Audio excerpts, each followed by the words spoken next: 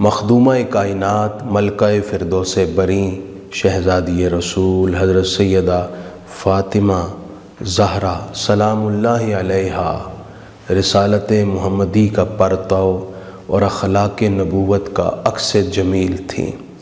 آپ کی ذات والا بہترین رول ماڈل ہے، خصوصاً بیٹیوں کے لیے، بیویوں کے لیے، ماؤں کے لیے اور ہر طبقہ زندگی میں کردار ادا کرنے والی خواتین کے لیے۔ آپ کی زندگی کا ہر پہلو ہی تفصیل سے بیان کرنے کا متقاضی ہے، مگر میں آج صرف 2 باتیں اپنی ماؤں، بہنوں، بیٹیوں کے لیے سامنے رکھ رہا ہوں، جس سے زندگی بدل سکتی ہے اور سکون اور راحت گلے لگ سکتا ہے۔ ایک مرتبہ سیدہ خدیجۃ الکبریٰ سلام اللہ علیہا کا مکہ کی رئیس خواتین کی جانب سے انویٹیشن ملا۔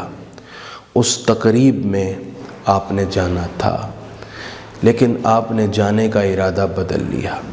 سیدہ فاطمہ نے استفسار کیا، امی جان آپ جانا نہیں چاہ رہی؟ فرمایا بیٹی وہاں پر مکہ کی رئیس خواتین ہوں گی جنہوں نے زرق برق لباس پہنے ہوں گے، زیورات اور موتیوں سے لدی ہوئی ہوں گی، اور میری بیٹی ہم تو فاقوں میں زندگی بسر کر رہے ہیں۔ اللہ تعالیٰ نے ہمیں اختیاری فقر کی سعادت بخشی ہے۔ آپ نے بیٹی جو لباس پہنا ہے، اس لباس پر پیوند لگے ہیں، تو کیا میں ایسی صورت میں آپ کو وہاں لے جاؤں تو آپ ان خواتین کو دیکھ کر فیل نہیں کریں گی؟ سیدہ فاطمہ زہرا سلام اللہ علیہا نے جو جواب دیا، یہ آپ کے شعور کی بلندی کو خوب ظاہر کر رہا ہے، اور ہر ایک کے لیے، ہر عورت کے لیے یہ رہنما اصول ہے۔ آپ نے فرمایا امی جان آپ اس بات سے بالکل پریشان نہ ہوں، میری نظر میں زرق برق لباس اور زیورات کی کوئی حیثیت نہیں ہے، اس لیے کہ والد بزرگوار حبیب کبریا خاتم الانبیاء صلی اللہ علیہ وآلہ وسلم نے مجھے فرمایا تھا کہ بیٹی فاطمہ، عورت کا سب سے بہترین سامان اور قیمتی زیور اس کا حیا اور اس کا تقوی ہے۔ امی جان میرے پاس یہ قیمتی زیور موجود ہے، لہٰذا مجھے اس لباس کی کوئی پرواہ نہیں ہے۔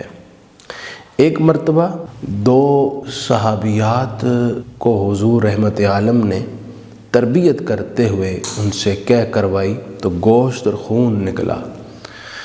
فرمایا کہ یہ وہ گوشت اور خون ہے جو غیبت کی صورت میں آپ نے کھایا تھا، وہی نکلا ہے۔ تو غیبت کی آپ نے بڑی ممانعت فرمائی۔ عورت کتنی ہی خوش خصال اور نیک کیوں نہ ہو، لیکن عیب جوئی اور غیبت کی یہ کبھی رسم اس سے ادا ہو ہی جاتی ہے۔ خیر مرد بھی اس سے محفوظ نہیں ہے، اب تو مرد بھی عورتوں سے 2 قدم آگے ہو چکے ہیں غیبت کرتے ہوئے۔ اللہ تعالیٰ سب کو محفوظ رکھے۔ سیدہ فاطمہ زہرا کا اسوہ کاملہ کیا تھا؟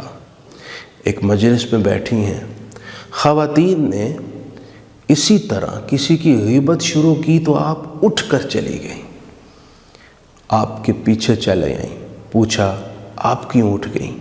تو سیدہ پاک فرمانے لگیں میرے والد گرامی حبیب کبریا امام الانبیاء صلی اللہ علیہ وآلہ وسلم نے مجھے فرمایا تھا بیٹی فاطمہ نہ کبھی غیبت کرنی ہے اور نہ ہی کبھی غیبت سننی ہے، تو میں کیسے سن سکتی تھی، اس لیے میں اٹھ کر چلی گئی۔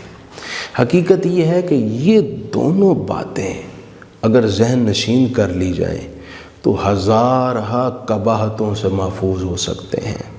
اگر دل میں دنیا کی رنگینیاں جمع کرنے کی کوئی تمنا نہ ہو اور قناعت کے ساتھ زندگی گزار لینے کی توفیق نصیب ہو جائے تو سوچئے انسان کو راحت اور سکون بھی میسر آتی ہے اور دامن اخلاق اور دامن حیا محفوظ رہتا ہے۔ یوں ہی اگر زبان غیبت جیسی قباحت سے بچ جائے تو پھر کس قدر باطن کو پاکیزگی ملتی ہے اور گھروں کے اندر توازن، سکون اور چین قائم رہتا ہے۔ نفرتیں نہ پیدا ہوتی ہیں اور نہ ہی ان کے نقصانات فساد اور جھگڑوں کی صورت میں ظاہر ہوتے ہیں۔ اللہ پاک ہماری بہن بیٹیوں کو سیدہ پاک کی زندگی کے ان خوبصورت نقوش کو اپنانے کی توفیق عطا فرمائے۔